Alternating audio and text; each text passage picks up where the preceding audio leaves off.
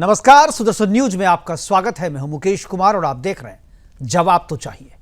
जवाब तो चाहिए में आज हम बात करेंगे उन लोगों की जिनकी पहचान तो भारतीय है, जिनके पास पासपोर्ट तो भारतीय है, लेकिन उसका दिल धड़कता है इस्लामिक स्टेट ऑफ पाकिस्तान के लिए, जो आपको दिखाने के लिए हाथ में तिरंगा उठा लेंगे, लेकिन उनकी वफादारी चांद तारों वाले हरे पाकिस्तानी झंडे के लिए ही है। पहलगाम में धर्म पूछकर गोली मारने की घटना ने साबित कर दिया है कि धर्म के नाम पर देश का बंटवारा करने वाले की हिंदू मुसलमान वाली लड़ाई अभी खत्म नहीं हुई है।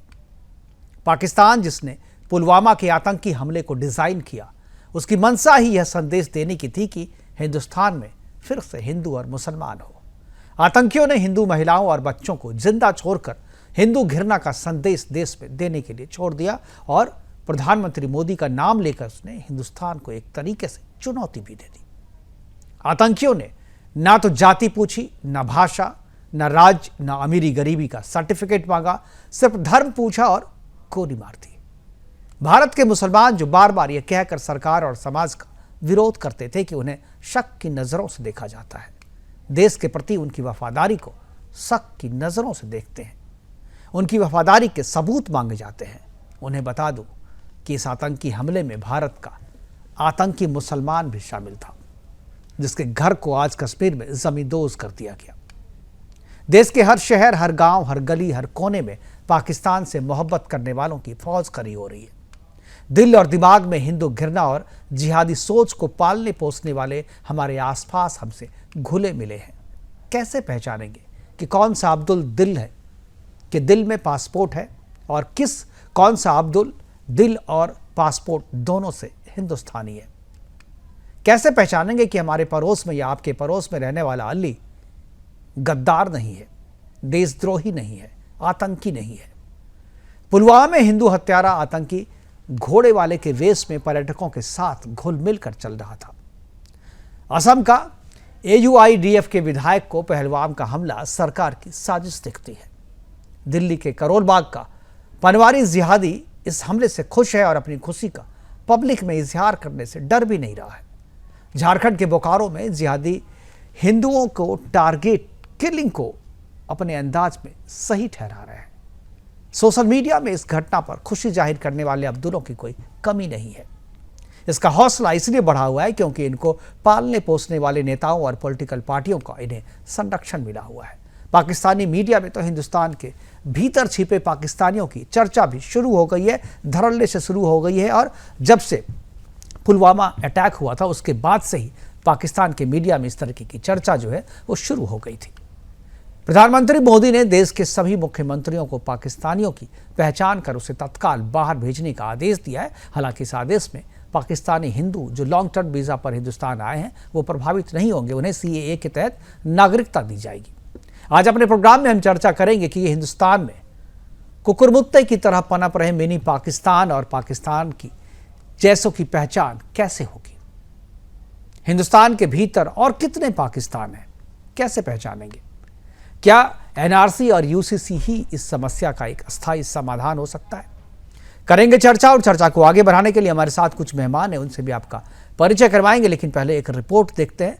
रिपोर्ट के बाद मेहमानों से परिचय कराएंगे और चर्चा की शुरुआत करेंगे।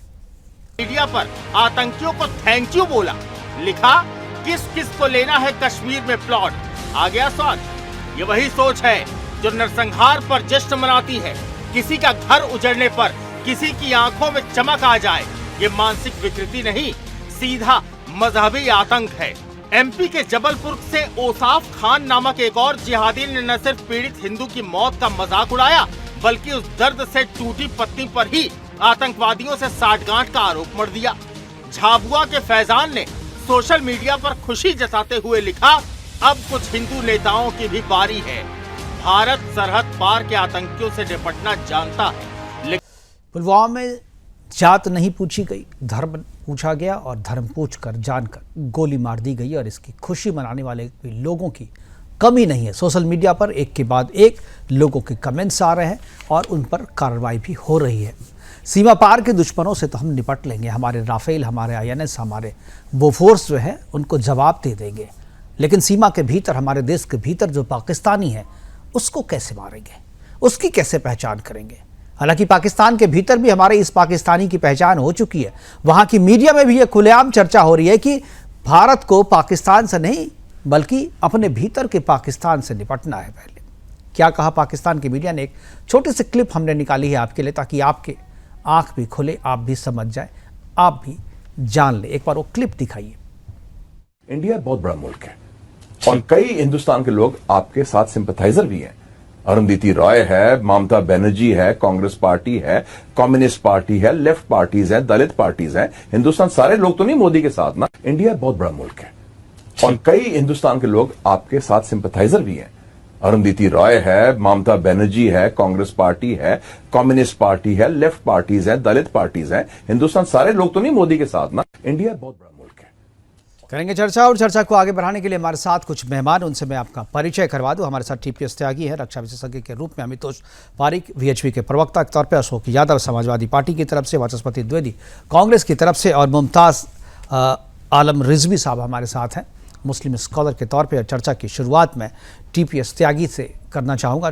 त्यागी जी, रोज़ रोज़ चर्चा होती है हमारी, रोज़ रोज़ हम करते हैं, जिस मुद्दे पे भी बहुत बार हम बात कर चुके हैं, लेकिन आज जो दिल, एक तरह से कहें जो खून, जो आज जो रक्त में जो उबाल आ रहा है, वो ये देख करके, यह जान करके सोशल मीडिया पे इस घटना का मजाक उड़ाने वाला, इस घटना के लिए भारत सरकार को जिम्मेदार ठहराने वालों की कमी नहीं है। और भारत के भीतर जितने पाकिस्तान हैं, जितने पाकिस्तानी हैं, उसकी पहचान जो है मुझे लगता है वो ज़्यादा ज़रूरी है।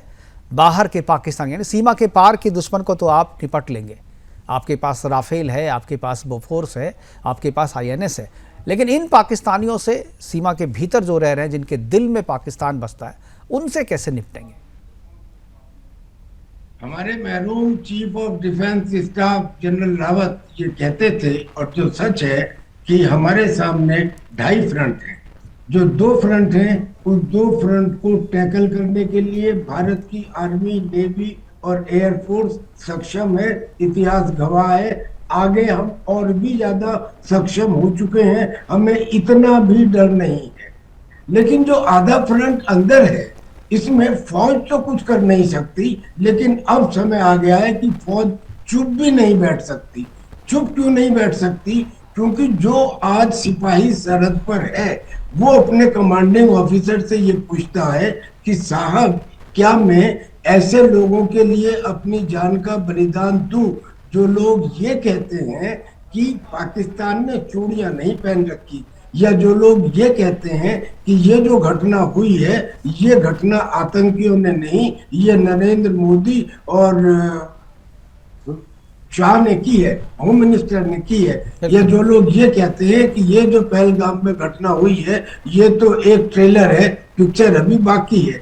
या जो लोग ये कहते हैं कि हिंदुस्तान की फौज ही आतंकियों से गठजोड़ में है, नेक्सस में है। या जो लोग ये कह के डराते हैं कि अरे पाकिस्तान के पास तो न्यूक्लियर बम है। या जो लोग यहाँ तक कहते हैं कि हिंदुस्तान की आर्मी चाइना से पिट के अरुणाचल प्रदेश के तवांग में वापस चली आई। या जो लोग, जब झगड़ा होता है, जब लड़ाई होती है, जब आपस में गुत्थम गुत्था की लड़ाई होती है डोकलाम बॉर्डर के ऊपर, तब जो लोग चाइना के राजदूत के साथ बैठ के डिनर करते हैं, ऐसे समय में सिपाही अगर पूछे कि साहब बताओ, क्या मैं ऐसे लोगों के लिए जान दूं, तो एक कमांडिंग ऑफिसर क्या जवाब दे?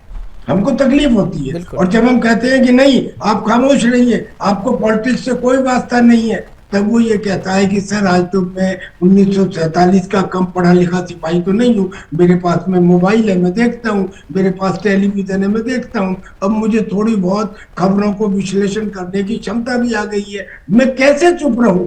मैं एक सीधा सिपाही हूँ, ये तो जानता हूँ कि हाँ, जो पॉलिटिकल पार्टी है वो लोगों से चंदा बंदा लेते हैं, लेकिन जब मुझे ये पता लगता है कि हमारे ही देश की कोई पार्टी हमारे दुश्मन देश के साथ में कोई मेमोरेंडम ऑफ अंडरस्टैंडिंग साइन करे, तो फिर मैं चुप कैसे रहूं? इससे ये कैसे कह दूं मैं पॉलिटिकल नहीं हूं, मैं किसी पार्टी के साथ अटैच नहीं हूं। मुझे हिंदुस्तान में बैठे हुए उस आधे फ्रंट के लोगों को कन्फ्रंट करने का अधिकार दिया जाए। अब मैं एज ए कमांडिंग ऑफिसर हूँ, सिपाही से क्या कहूँ। और ये सरहद पर तैनात सभी सिपाहियों के मन में सवाल है कि साहब जो भारत का खाते हैं और भारत के खिलाफ बात करते हैं, भारत की सेना के खिलाफ बात करते हैं, इन नागों से कैसे निपटा जाए। तो मैं फिर आज आपके चैनल से ये रिक्वेस्ट करना चाहता हूं सरकार से कि कम से कम ऐसे एक बड़े नेता को तो जेल में डाल दिया जाए ताकि और लोगों को इबरत हासिल हो। और अगर किसी को नहीं मालूम तो वो एक नेता का नाम मैं बोलता हूं, फारूक अब्दुल्ला। 15 दिन में you will find A difference. चलिए, आपने बहुत बड़ी बात कह दी, सीधे इस पर भी हम चर्चा करेंगे आगे। और हमारे साथ जो दूसरे मेहमान उनके पास जाएंगे। मैं अशोक यादव और वाचस्पति द्विवेदी जी से मैं एक सवाल पूछना चाहता हूं। जो पाकिस्तान के टीवी डिबेट में आप लोगों के नाम लिए जा रहे हैं, जो दूसरे हिंदुस्तानी पार्टियां, मतलब उससे दुश्मन की ज़रूरत नहीं है, उसके पास उसके घर के भीतर में ही दुश्मन बैठे हुए हैं ख़ास तौर पे। क्या आपको लगता है कि आपका जो चलन, जो आपकी जो आइडियोलॉजी है, या आपके नेताओं के जो बयान है, या आप जिस तरीके से पब्लिक में रिएक्ट करते हैं भारत के खिलाफ, उससे पाकिस्तान खुश होता है, उससे देश के दुश्मन खुश होते हैं?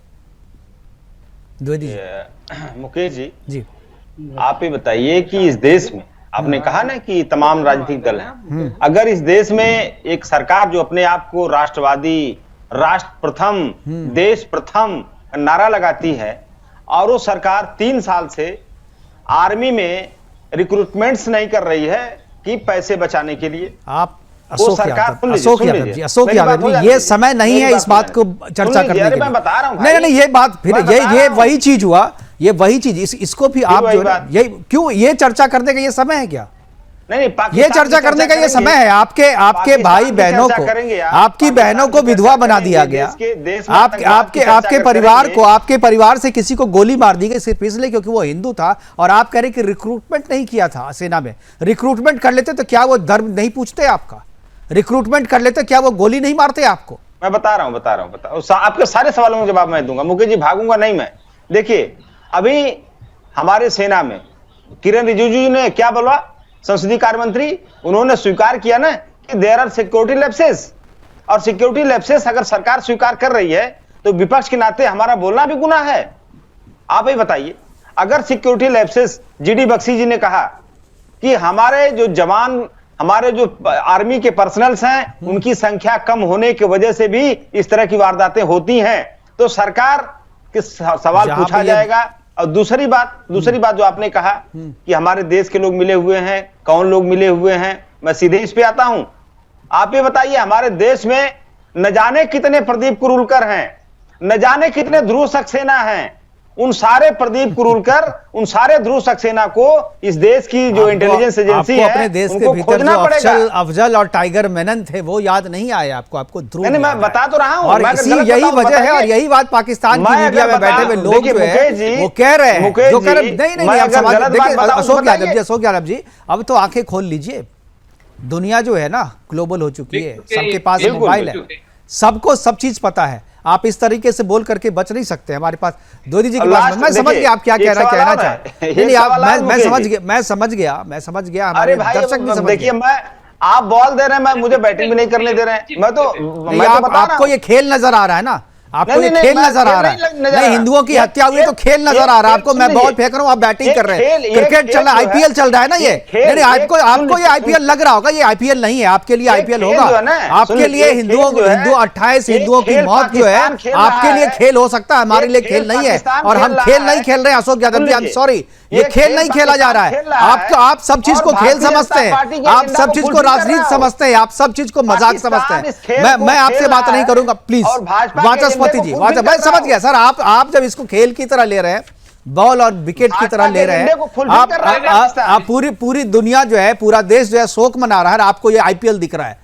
द्विवेदी जी, चुनाव प्रचार करने, ठीक है अशोक यादव जी, ठीक है, चलिए शांत हो जाइए, शांत हो जाइए। मैं द्विवेदी जी, मेरा यही सवाल मेरा आपसे भी है, प्लीज बीच में इंटरप्ट ना करा जाए। नहीं, इंटरप्ट नहीं करेंगे, लेकिन आप इसी तरह से खेल खेलिएगा तो इंटरप्ट भी नहीं करेंगे, रोक भी देंगे। बोलिए। वो उनका वर्जन है, I am not in that side, और मैं उस बात पे बात नहीं कर रहा हूँ। सबसे पहले मैं पहलगांव में मारे गए सभी देशवासियों को अश्रुपूरित, हृदय की अंतरतम गहराइयों से अश्रुपूरित श्रद्धांजलि ज्ञापित करता हूं और देश की इस संकट की घड़ी में मैं उनके साथ हूं, हमारी पार्टी उनके साथ है। अब बात हम ये करते हैं कि बात क्या है। मैं इस समय कोई पॉलिटिक्स नहीं करूंगा, किसी प्रकार की कोई बात नहीं करूंगा, इस तरीके की कोई बात नहीं करूंगा जिससे पाकिस्तान को फायदा होता हो, और इस प्रकार की कोई उनको गेंद नहीं फेंकूंगा, उनके पिच पे बैटिंग नहीं करूंगा। जो पाकिस्तान का जो कूटनीतिक जो तरह प्रयास है कि जो भी विपक्ष है उसको सरकार के मुकाबले खड़ा कर दिया जाए, ये बिल्कुल गलत बात है। इस समय देश पूरा का पूरा देश, सभी पॉलिटिकल पार्टी मुत्तेहाद बिल्कुल तरीके से सरकार के साथ हैं।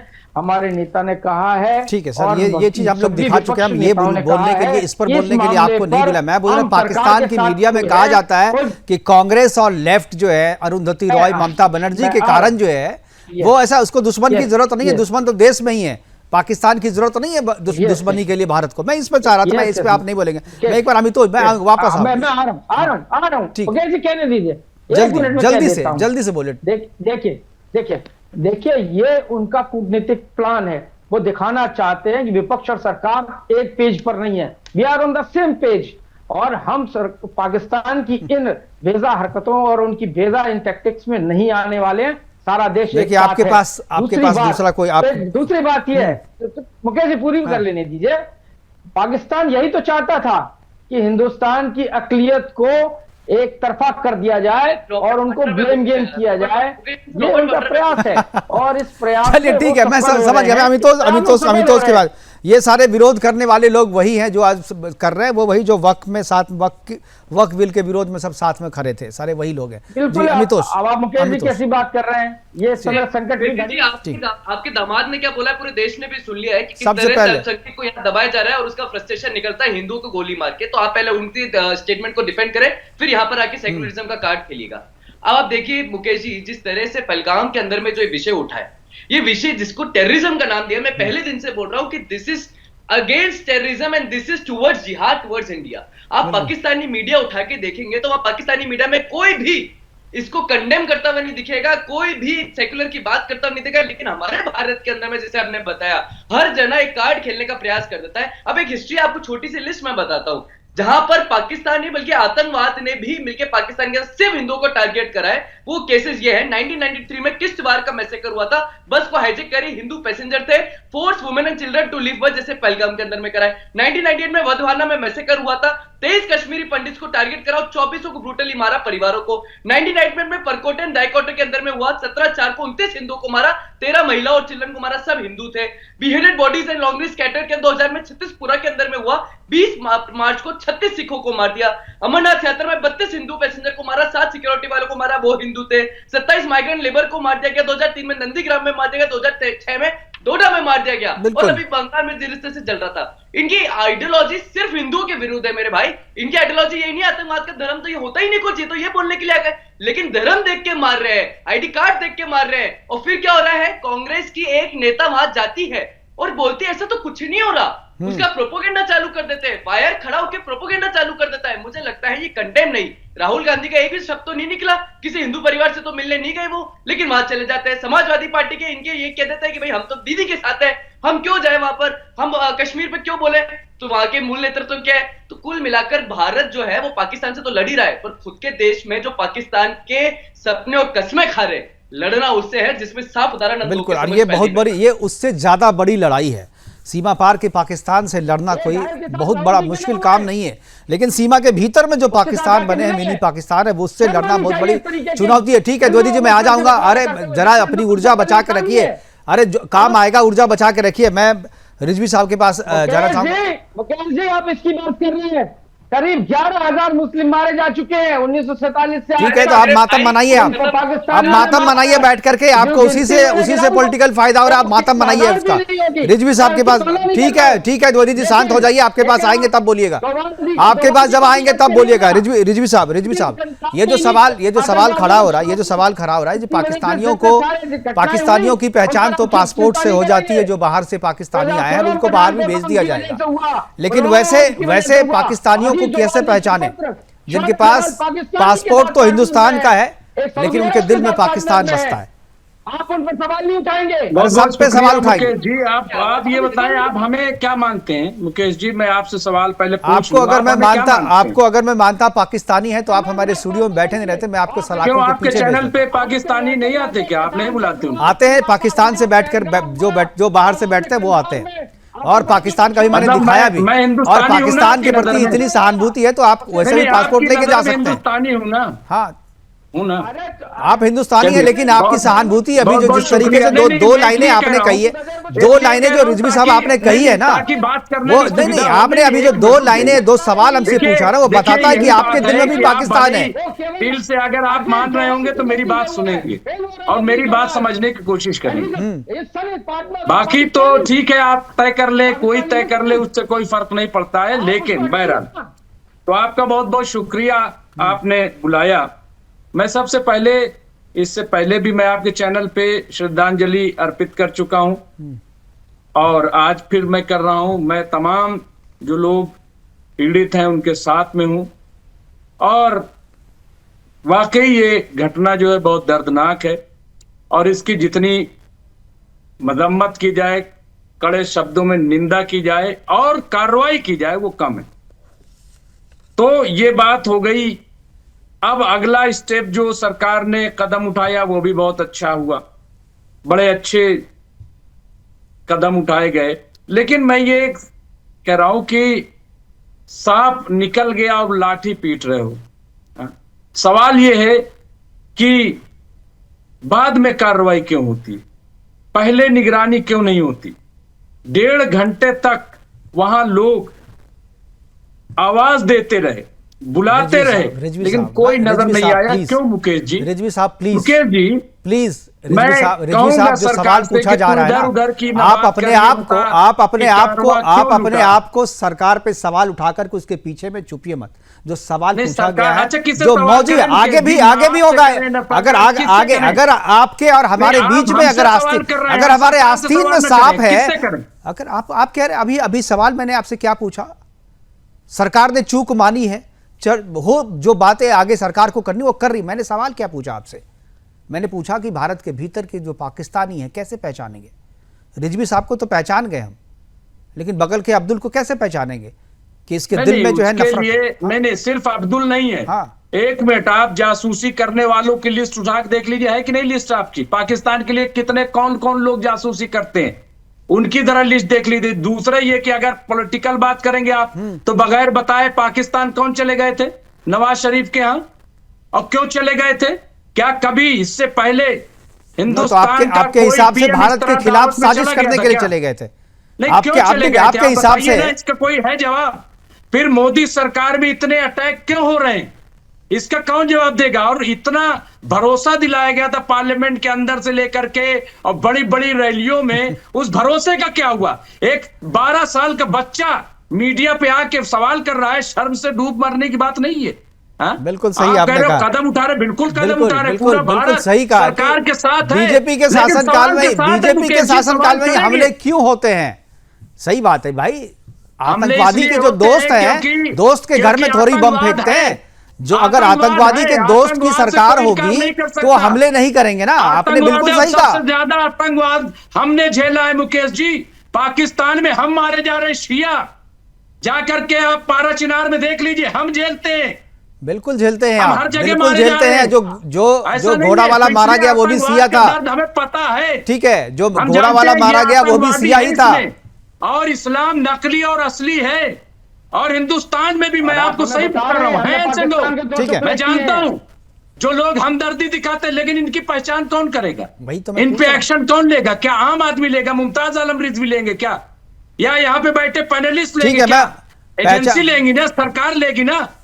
सरकार जब इसकी पहचान के लिए कागज मांगती है तो आप लोग भी तो खड़े हो जाते हैं ना कि कागज मत मांगो भाई, पहचान के लिए तो कागज मांगना होगा ना। तो कागज मांगते हैं तो फिर बोलते हैं कागज क्यों मांग रहे हो हमसे? भाई कागज तो मांगना पड़ेगा ना आपसे। ऐसा नहीं है, जब से सरकार आई है आप बताइए कितने बांग्लादेशियों को निकाला, कितने पाकिस्तानियों को निकाला? अरे आप लोग निकालने दो तो निकाले ना। अरे अच्छा, आप लोग निकालने दो तो निकाले। हम सरकार फैसले ले रही भाई साहब, क्या बात कर रहे हो मुकेश जी? ये मोदी सरकार है, अब तो सब बिल्कुल। नोटबंदी कर देती है बगैर बताए, जीएसटी ला देती है, जो 370। अच्छा एक बात रिजवी साहब बताओ, ये जो एक बात जरा सरकार को कटघरे, रिजवी साहब ठीक है, मैं आपकी बात समझ गया। एक चीज बताओ, जो आते हैं बाहर से, जो बांग्लादेशी रोहिंग्या आते हैं, वो किसके यहाँ छुपते हैं? किसके यहाँ छुपते हैं? हमारे यहाँ छुपते हैं क्या? आपके यहाँ छुपते हैं क्या? तो आपके यहाँ जब आते हैं तो आप बताते क्यों नहीं है सरकार को? आप जाकर के पुलिस को बताते क्यों नहीं कि हमारे यहाँ छुपा हुआ है? पुलिस को क्यों आने पर? अरे सरकार किसी भी देश में हर एक व्यक्ति के पीछे पुलिस नहीं लगा सकती। ये यही विश्वसनीयता का सवाल है। वो बांग्लादेशी आप कहते हैं कि सरकार की जिम्मेदारी, आपकी भी जिम्मेदारी है। आप अपने घर में छुपा के रखते हो उसे, आपके घर में छुपा हुआ है इसीलिए बचा हुआ है। आप अपने घर से निकाल दोगे तो सब बाहर चले जाएंगे। आप इसको गौर कीजिएगा। ये सर नेपाल से एक आ गई सीमा हैदर, उसका महिमा मंडन किया गया। क्यों किया गया? क्यों किया गया? सीमा हैदर जो भी आई उसकी पहचान सबके सामने, वो छुप के नहीं रह रही है। अरे रिजवी साहब, वो छुप के नहीं रह रही है। सीमा हैदर जो भी है वो छिप के नहीं रह रही है, सरकार की नजर में है, लोगों की नजर में है। लेकिन जो पाकिस्तानी या जो बांग्लादेशी की बात आप कर रहे हैं, वो आपके घरों में छुप के रह रहे हैं और आप नहीं बता रहे। आप कह रहे सरकार खोजे, सरकार किस किस को खोजे? आपकी जिम्मेदारी नहीं बनती है क्या? आपकी जिम्मेदारी क्यों नहीं है? आपके घर में अगर आपके घर में बांग्लादेशी हैं तो आपको बताना आपका फर्ज है। ये देश अगर आपका है, अगर आप मानते हो कि ये देश आपका भी है तो बताना आपका फर्ज बनता है। घर घर जा करके, लेकिन अपने गरीबान में भी देखना चाहिए। शेर पढ़ देता हूँ आपके लिए। अरे शेर मत पढ़ो, अभी वो शेर व शायरी का जमाना नहीं है सर। शेर व शायरी मत पूछो, खून में उबाल आ रहा है। गरीबान में देखो, कहाँ देखते हो? चुराते हो नजरे हकीकत से तुम भी। कहाँ आईना है, कहाँ देखते हो आप? जरा यही बात आपसे पूछ रहा हूं कि कहां आईना है, कहां देख रहे हो? अपने घर में बांग्लादेशियों को छुपा करके सरकार से कह रहे हो खोज के लाओ। अरे वो आप ही के बीच छुपता है ना। वो ओखला में जाकर छुपता है, वो शाहीन बाग में जाकर के छुपता है, वो ओखला में छुपता है, सीमापुरी में छुपता है, वो शाहीन बाग में छुपता है। वो आप क्यों अपने घर में रखते हो उसको? आपके पड़ोस में कौन है वो आप बताओगे ना। आपके पड़ोस में आप ये आपकी जिम्मेदारी नहीं है, सरकार की अकेले की जिम्मेदारी नहीं है। रिजवी साहब, आप सरकार पे टाल करके अपने आप को छुपा नहीं सकते। आप बचा रहे हो अपने आप को। आप सरकार के पीछे, सरकार के डिसीजन के पीछे अपने आप को छुपा रहे हो। ये नहीं चलेगा। आप अगर बता दोगे तो सारे बांग्लादेशी निकल जाएंगे। करने के लिए बात ये है, राजनीति नहीं करनी चाहिए। राजनीति कर रहे हो आप, और आप 28 हिंदुओं की बात कर रहे हो। 28 हिंदू सिर्फ नहीं, उसमें मुसलमान भी है। आप मुकेश जी इंसाफ से बात कीजिए। वहां सैयद आबिद हुसैन शाह वो भी मारा गया लोगों को बचाते हुए। वहां जो भाई हमारे बचे हैं उनको वहां मुसलमानों ने बचाया है। उनको खाने पीने एक तरफा बात मत कीजिए। और सबसे बड़ी कामयाबी अगर आज भारत की, मुकेश जी मैं बताना चाहता हूं, वो ये कि कश्मीरी आज पूरे भारत के साथ खड़ा हो गया है। ये भारत की कामयाबी है। इसको आप क्यों नजरअंदाज कर रहे हो? आज आतंकवाद के खिलाफ जितना बड़ा प्रोटेस्ट कश्मीर में हो रहा है, ये भारत की कामयाबी है और ये सरकार की भी कामयाबी है। मुझे भी दिख रहा है, मुझे भी दिख रहा है, मुझे भी दिख रहा है वो। और इसीलिए हम कह रहे हैं कि सारे लोग वैसे नहीं, लेकिन जो लोग ऐसे हैं उनकी पहचान कैसे हो? मेरा सवाल ये था और आप चले गए दूसरी दिशा में, क्योंकि कहीं ना कहीं वही बात मैं कह रहा हूं कि जो दिल में जो पाकिस्तान है उसको कैसे पहचानेंगे? हम कह रहे थे कि हमारे भीतर के जो पाकिस्तानी हैं उनको कैसे ढूंढें, उनको कैसे बचाएं। मितोषी, आपके पास मैं जाना चाहूँगा, ये जो पॉलिटिकल पार्टियाँ हैं, पहले जिस तरीके से धर्म पूछ करके गोली मारी गई, वहाँ पर श्रद्धांजलि सभी दे रहे हैं, सभी को दुख है कि ऐसी घटना हुई है, सब दुख जता रहे हैं, लेकिन जो धर्म पूछ करके गोली मारी गई, इस पर किसी भी पॉलिटिकल पार्टी का, किसी भी विपक्षी पार्टी का इस पे कोई बयान नहीं, इस पे कुछ भी टिप्पणी करने से बच रहे हैं। यही तो सेक्युलरिज्म है। आऊंगा रिजवी, आऊंगा आपके पास। हाँ, यही तो सेक्युलरिज्म है। आपके सामने द्विवेदी जी बड़ी बड़ी बातें कर रहे थे, संविधान प्रकट कर रहे थे, लेकिन जब इनके दामाद तो कंवर साहब के बारे में सबसे पहला स्टेटमेंट आया था उनका, सबसे पहला, बिल्कुल सबसे पहला, और क्या कहा था कि भारत के अंदर प्रधानमंत्री जब धर्म पूछ के और आईडी कार्ड देखा, क्या मुसलमान दोबारा हिंदुओं का, ये इसलिए क्योंकि वो यहां पर असहज महसूस कर रहे थे। ये उनका स्टेटमेंट था। दूसरा स्टेटमेंट समाजवादी पार्टी के बर्क साहब का आया, जो कि खुद ही चोरी करते हुए और खुद ही दंगों के पीछे आरोपी आते रहे, उनके स्टेटमेंट निकल के आए, उन्होंने भी इसको नहीं माना। तीसरा फिर निकल के आया जब इन्हीं की कांग्रेस पार्टी के मध्य प्रदेश के एक मुस्लिम समुदाय के नेता थे, कैंडल मार्च में हंसते हुए नजर आए। ये चरित्र है मुकेश जी। और अभी कह रहे थे कि नरेंद्र मोदी के टेन्योर में इतना क्यों हो रहा है, तो ये भूल गए 26/11 को किसके टेन्योर में ब्लास्ट हुआ था, जब सरकार ने क्या कहा था, चिदंबरम ने कहा था कि I would be less truthful if I said. Dwivedi ji बीच में मत बोलिए, द्विवेदी जी मैं आ जाऊंगा आपके पास, आपके पास आऊंगा, आप बीच में मत बोलिए। फारिक जी, अमितोष, अरे मैं बीच में मत बोलिए, मैं आऊंगा आपके पास। जी अमितोष कर लेता हूं जी। I would be less than truthful if I said there was no lapses। 26/11 Congress सरकार, होम मिनिस्टर दिग्विजय सिंह 26/11 के दंगों, आतंकवादी दंगे के अंदर में, हत्यार में 26/11 में भगवा आतंकवाद का नाम देते हैं, सेफरन टेररिज्म, तभी सबसे पहले आएंगे। इनके लिए धर्म क्या है, आतंकवाद की पहचान है, और मजहब क्या है, अभी मालेगांव के मामले में शादी बस मैं जान रहा था आप लोग आएंगे। ये फेक न्यूज है रिजवी साहब, फेक न्यूज है रिजवी साहब, फेक न्यूज है ये। जरा तथ्यों को जान लीजिए, कल से फेक चलाया जा रहा है और इसी को बैलेंस करने के लिए चलाया जा रहा है। मैं जानता था आप जिक्र करेंगे उसका। क्या बोला इन्होंने कहा कि साध्वी प्रज्ञा को जो है वो फांसी की सजा दी गई, आईएनए ने फांसी की सजा मुकर्रर की है। फेक न्यूज कल से चलाया जा रहा है, कल से प्लान किया जा रहा है, और मैं जानता था कि ये बोलेंगे इस बात को। यही बैलेंसिंग एक्ट है। और इसी मौके पे आपने चेक किया, आपने डबल, आपने ट्रिपल पीएचडी किया हुआ है, आपने चेक किया इसको, फेक न्यूज है ये। कहां चेक किया आपने? फैक्ट चेक किया आपने? फैक्ट चेक किया आपने? फैक्ट चेक किया आपने? नहीं तो मालेगांव का कौन है मुलजिम, बताइए। अरे आप छोड़िए ना, आप जो बता रहे वो नहीं है, आप जो बता रहे वो नहीं है। कौन है आप, अरे आप जो जांच कर रही है एनआईए बताएगी ना, एनआईए करेगी, जांच कर रही है बताएगी। आप जो कह रहे वो नहीं है, आप झूठ फैला रहे हैं, आप फेक न्यूज फैला रहे हैं। नहीं, हम झूठ नहीं फैला रहे, आप फेक न्यूज फैला रहे हैं। हम बिल्कुल नहीं झूठ फैला रहे। क्या सबूत है आपके पास? क्या सबूत है आपके पास जो चल रहा है मीडिया में? अरे क्या मीडिया में कहीं नहीं चल रहा है, कहीं नहीं चल रहा है, वो फेक न्यूज है, वो सोशल मीडिया पे इसी तरह वायरल होता है। और टेक्नोलॉजी ऐसी आ गई है जो गलत को सही बता करके परोस दिया जाता है, और आप जैसे लोग ही परोसते हैं उसको और आगे बढ़ा रहे हैं आप उसको। नहीं, आप आगे बढ़ा रहे हैं ना, आप आगे बढ़ा रहे हैं ना रिजवी साहब, आगे तो बढ़ा रहे हैं ना आप उसे।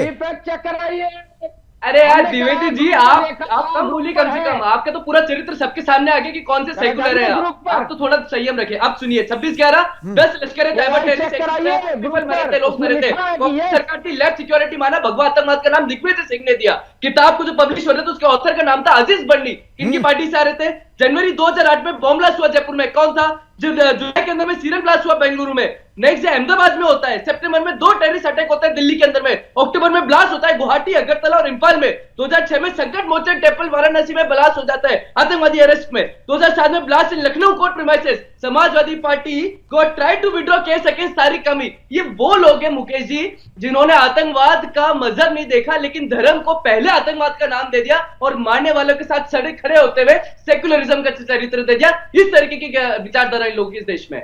बिल्कुल बिल्कुल, और पॉलिटिकल पार्टी है वो मुस्लिम कैरेक्टर को बहुत अच्छे से खाते हैं, समाजवादी। जी मैं आ रहा हूँ, आप ही के पास आ रहा हूँ, आप लोग बहुत अच्छे तरीके से। अच्छा ये बताइए, एक मिनट मुकेश जी, दैनिक भास्कर जो है वो क्या फेक न्यूज मानते हैं उस फेक न्यूज दे रहा है, फेक न्यूज है, जागरण में भी है, उजाला में भी है, फेक न्यूज है। दैनिक भास्कर भी फेक न्यूज दे रहा है। फेक न्यूज है। आप जाकर के एनआईए से बात कीजिए। मैं इसलिए नहीं कर रहा हूं, मैं बोल रहा हूँ फेक न्यूज है। आप ये बताइए, फेक न्यूज है, कहने से फेक न्यूज है। इतने बड़े अखबारों को ठीक है, आपको मानना है, आपको मानना है मानो। किसी भी अखबार में ये खबर नहीं है, ये वेबसाइट पे खबर है और ये हैक करके दिया हुआ है। मैं आपको बस मानना है मानो, नहीं मानना है तो आप इसको पढ़ते रहो। किसी भी अखबार में ये छपा नहीं है, किसी भी अखबार में ये प्रिंट नहीं हुआ है, ये डिजिटली हैक करके डाला गया है। अच्छी बात है अगर ये फेक न्यूज हो जाए तो। हम कब कह रहे हैं कि फेक ये आपको लग रहा है अभी अच्छी बात है जब मैंने कहा, लेकिन आपने तो इसको बड़े अच्छे से बताया था अभी। नहीं, अरे तो अभी भी बता रहा हूँ भाई, जो रिपोर्ट है वही तो बताऊंगा जो चल रहा है मीडिया में। रिजवी साहब, आप कहते हो कि आप डबल ट्रिपल एमए हो, 4 बार पीएचडी, 4 विषय पे पीएचडी किया हुआ है, फेक न्यूज फैला रहे हो। चलो ठीक है, बस चर्चा होती है क्या किया? क्या मैं सुना नहीं। मुझसे तो लोग कहते हैं कि आप जाते क्यों उस चैनल पे, तो क्या किया जाए? कह रहे हैं आप न जाया करो। मुझे फटकार मिलती कई लोग, मैंने कहा क्यों न जाए? कहा नहीं, न जाया करो उस चैनल पे, उस चैनल के बारे में जानते नहीं हो क्या? तो मैं क्या करूं? किसी के जबान तो नहीं पकड़ सकता ना। आप ये सब बातें देखिए, मैं हमेशा सच के साथ रहता हूँ। ठीक है, मैं मुकेश जी, आप अच्छी डिबेट कराते हो, सही सवाल करते हो, जबान अच्छी बोलते हो, सवाल अच्छे आप करते, इसलिए आपके साथ मुझे बैठने में कोई परेशानी नहीं होती है। हाँ, जरूर आप तीखे सवाल करो, लेकिन आपकी जबान अच्छी होती है, लहजा अच्छा होता है, और भारत के हिमायत में बोलना कोई गलत बात नहीं है, बिल्कुल बोलना चाहिए। बिल्कुल। मैं भी चाहता हूं। मैं भाई ठीक है, मैं अब अशोक यादव जी कुछ बोलना चाह रहे थे, एक बार अशोक जी के पास जाऊंगा। अशोक जी बताएं क्या है। जी देख मुकेश जी, आपने सवाल किया था कि पाकिस्तान ने जो आतंकवादियों, पाकिस्तान के जो आतंकवादी थे वो धर्म पूछ कर मारे। इस बात को सभी लोगों ने स्वीकार किया भाई कि धर्म पूछ कर मारे। और क्यों धर्म पूछ के मारे? क्योंकि उनको देश में हिंदू मुसलमान के बीच नफरत पैदा करनी थी। वही एजेंडा कमोबेश भाजपा का भी है मुकेश जी, वही एजेंडा भाजपा का, हिंदू मुसलमान के बीच नफरत करना। ठीक है। तो दूसरी बात अभी अमितोष जी कह रहे थे, सुन लीजिए, अभी अमितोष जी बिजली चोरी क्या क्या कर रहे थे। अरे भैया, जो कारगिल शहीदों का कफन चोरी करने वाली भाजपा, कारगिल शहीदों का कफन चोरी किया तक नहीं आपकी सरकार ने? अमितोष जी, आतंकवादियों के अटैक के नाम नहीं ले पा रहे। अरे जो शहीदों का कफन चोरी कर ले, उससे ज्यादा घटिया कौन हो सकता है भाई साहब? उससे ज्यादा घटिया कोई हो नहीं सकता। अब तीसरी बात मैं कर दूं मुकेश जी, तीसरी बात मैं कर दूं, लेकिन 5 लाख रुपए संबंध में पत्थर फेंकने वालों को दे देते हो। चूंकि इतना बड़ा हादसा हुआ मुकेश जी, हम लोगों को इस पर राजनीति नहीं करना चाहिए, लेकिन मैं इस पे अभी अमितोष जी कई रिपोर्ट्स लेके आए थे। एक रिपोर्ट छोटी सी मैं भी लेके आया हूं। आज जो सिंधु नदी के जल को जो संधि थी उसको रोकने की बात माननीय मोदी जी कर रहे हैं। ये कोई पहली बार नहीं किए वो 2016 में किए, 2017 में किए, 2019 में किए। ये तीन बार किए हैं, लेकिन लागू एको बार नहीं कराए। क्यों नहीं लागू कराए? क्यों नहीं लागू कराए भाई देश में? सुन लीजिए, जब देश गुस्से में रहता है, सुन लीजिए, जब देश गुस्से में रहता है, जब देश के अंदर जो उबार रहता है, तब उसके देश का गुस्सा शांत करने के लिए एक स्टेटमेंट पास हो जाता है कि हम सिंधु नदी का जल क्यों नहीं करवा पाए। मैं आपको बताता हूँ, चलिए नहीं, अमितोष बता रहे हैं, अमितोष बताइए आप, नहीं तो मैं बताता हूँ। आप बताइए मुकेश जी, अमितोष, मैं बताता हूँ क्यों नहीं करवा पाए। क्योंकि नेहरू जी ने जब ये समझौता किया था तो उसमें उन्होंने इस रद्द करने का कोई क्लॉज रखा ही नहीं था, समझ गए ना? कन्वेंशन में भी नहीं है रखा हुआ। और अभी तो 3 बार जो मोदी जी ने किया वो रिव्यू के लिए किया था, वो रद्द करने के लिए नहीं किया था। और अभी भी जो मोदी जी ने किया है वो स्थगित किया है, उसको रद्द नहीं किया गया क्योंकि वो बाध्यकारी है। तो जरा सा फेक न्यूज मत फैलाइए आप लोग, फेक न्यूज फैलाते हैं। मुकेश जी सुन लीजिए, बस 5 सेकंड देखिए। ये जो इकोनॉमिक्स टाइम्स की रिपोर्ट है, इकोनॉमिक्स टाइम में 2019 में मोदी जी बोले पंजाब फार्मर, बिल्कुल बारी बारी से आप सबका वक्त आ गया है। ठीक, बोलिए अशोक यादव जी, क्या आप इकोनॉमिक टाइम्स की रिपोर्ट बोल रहे थे, आप बोलिए। पहुंचना चाहिए। इकोनॉमिक टाइम्स की रिपोर्ट में पंजाब, मोदी जी का स्टेटमेंट है, Punjab farmers Pakistan does not have right over it. ये जो उन्होंने मोदी जी ने बोला, we will route Indian water to Punjab farmers, Pakistan does not have right over it. तो ये उन्होंने कहा कि हम इस पानी को पंजाब के किसानों को देंगे, पाकिस्तान को कोई अधिकार नहीं है। आप ये बताइए, जब देश में भावनात्मक जो उबाल आता है, आप उस उबाल को शांत करने के लिए एक बयान दे देते हो, उसके बाद आप काम में तेल डाल के सो जाते हो, फिर पाकिस्तान हमला करता है। मैं इस मुद्दे पे आपसे बात नहीं कर सकता अशोक यादव जी। नहीं, मैं क्योंकि बेसिक नहीं पता है ना आपको। देखिए, बेसिक नहीं पता आप लोगों को, बेसिक नहीं पता।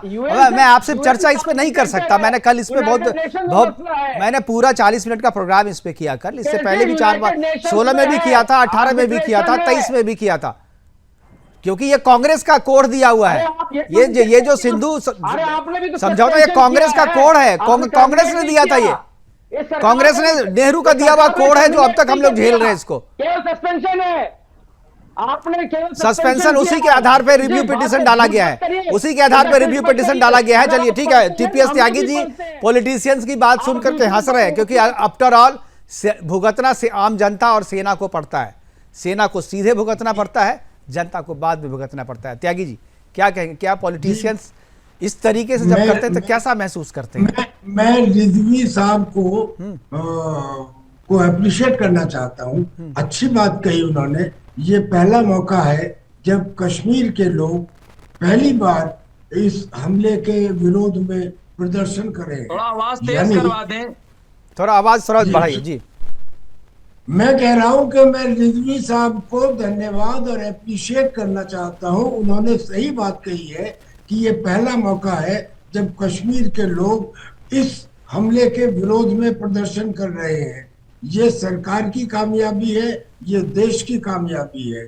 दूसरी बात, ये पहला ऐसा मौका आया है जिसमें सारी पार्टीज ने मिलकर कहा है कि हम सरकार के साथ हैं, यानी कि देश की विपत्ति में सारे लोग साथ हैं।